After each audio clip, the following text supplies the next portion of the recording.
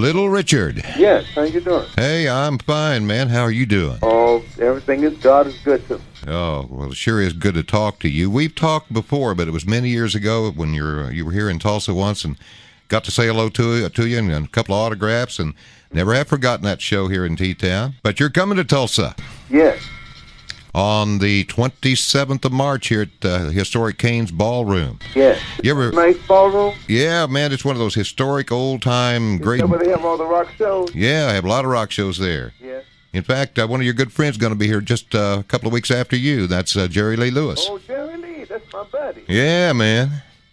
Well, hey, got a few things... We're touring together in June over the United States. Yeah, you guys are probably... Chuck Berry. the biggest names in show business, almost. Oh, man. Well, hey, where are your travels taking you these days? Oh, well, we go, we go all over the world. We'll be touring England in May. And we just, we tour all over. We tour constantly all over the world. And England is a real good place for you, right? Appearing in Atlanta, Georgia, we had 55,000. In what? The big stadium? Yes, I was at the Georgia Dome. What did they think of Little Richard in Atlanta? They went mad. The little kids that hadn't seen, they went out of themselves. Oh, boy.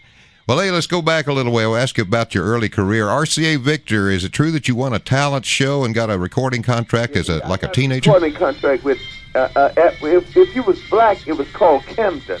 Yeah, Camden, yeah. RCA Victor. I was on there in 1950, and I got on there out of Atlanta, Georgia. Was with Zena Sears. He was the head DJ of a radio station at Daddy Sears. Mm-hmm. And they got me on RCA Victor.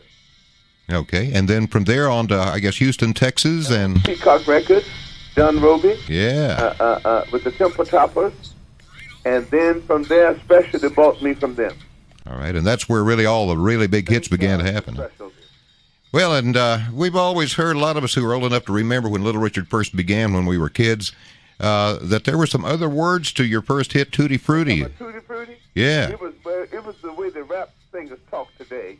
It was smutty at the time, and we cleaned it up. So there really ain't nothing new, is there? No, it's not. All right. Tutti Frutti. The rap singers are talking to them, that's what it was. Yeah. But we got straight in time and stayed straight after that.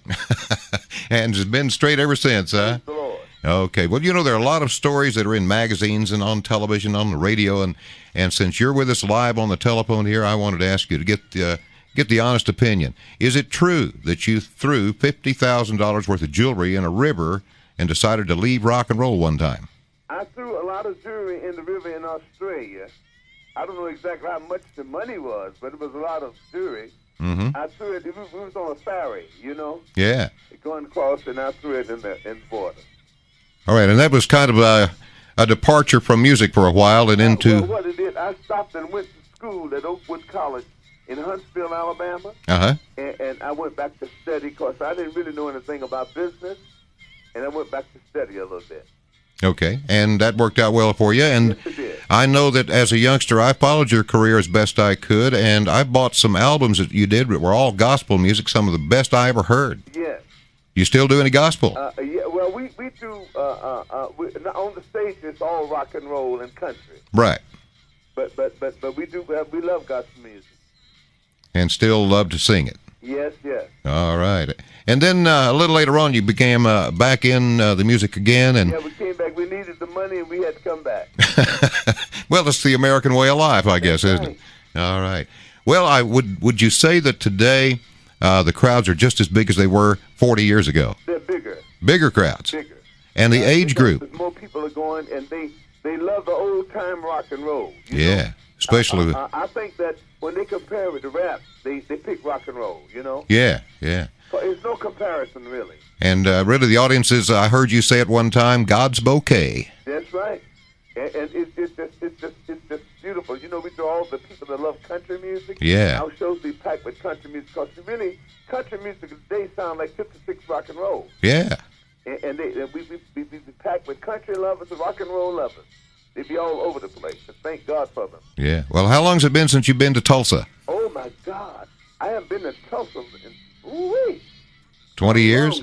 Long time. But you've been here... you used to have a thing, I think, a ballroom called the Big 10 or some years ago. That's right. Big 10 ballrooms out on Apache Street. Yes. It's no longer there. I think the building might have survived, but I remember being there. Just as big as that one? Yeah, about the same. Yes. About the same. Yes.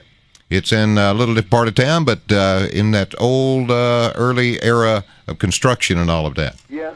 It's So, downtown. Yeah, it's down in the old part of old downtown Tulsa. Yes. But it's a real historic place. Bob Wills and the Texas Playboys kind of put it on the map many years ago. Good.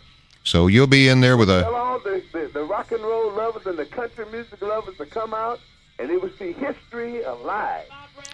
I'll tell you something. I'll tell you what I tell all the listeners in Tulsa and have for many years. Little Richard is the man that nobody has ever out-rocked. Thank you. All right. Little Richard, thanks for visiting with us, buddy, and have a safe trip.